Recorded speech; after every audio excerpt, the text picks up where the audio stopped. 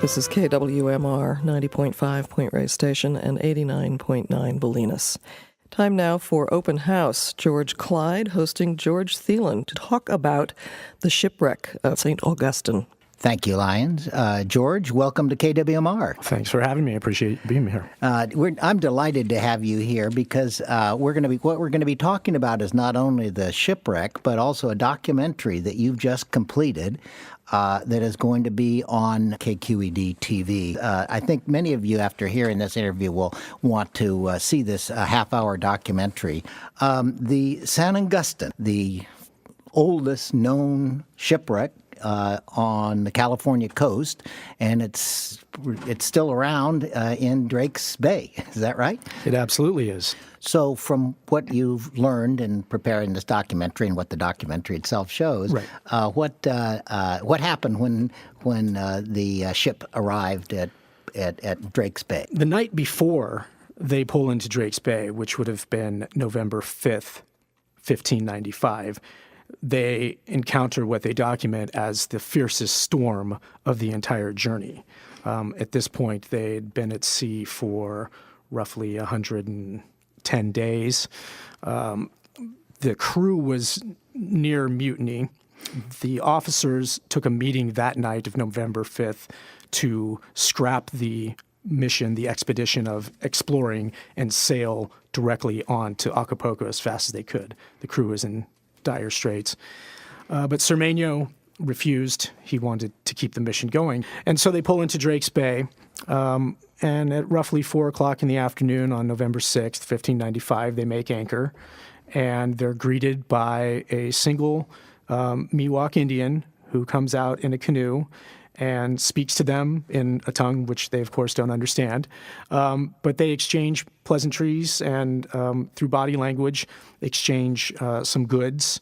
And the Miwok goes back to the beach, and the night falls. And the next morning, a similar situation happens. November 7th, 1595, 2 Indians came out in these Thule reed canoes that we see.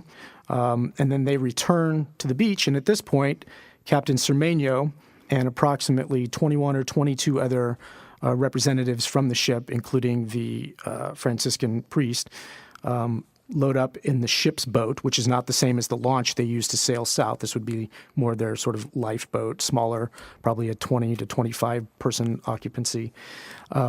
They land on shore. The Spanish land on shore at Point Reyes, and immediately Cermeño claims Point Reyes in the name of Spain.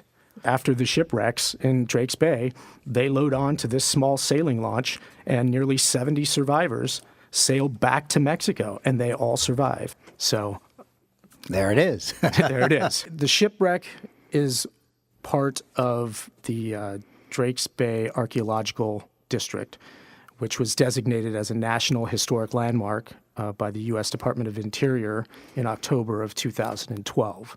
Well, you've done a marvelous job, I can say, as a person who has seen the DVD, that it's a wonderful integration of some interviews with some scholars and knowledgeable people, some glorious photographs of the depictions that are available of the wreck and of the galleons of the time, and it really gives you a feeling for that time and the significance of this wreck. We had cooperation from a number of nonprofit and local museums, and all of these entities opened up their resources and archives in support of telling this story. Well, George, tell us where your website is if people want to. ThelenCreative.com is my company website, THELEN Creative. DVD copies will be available via eBay and Amazon. Great. Take a search, look for us. I'm sorry to say we have to close now. George Clyde, thank you so much for bringing George Thelen in. Well, thank you, George, for coming, and I'll look forward to seeing your documentary again on KQED. I really commend it. Thank you both. It was a pleasure.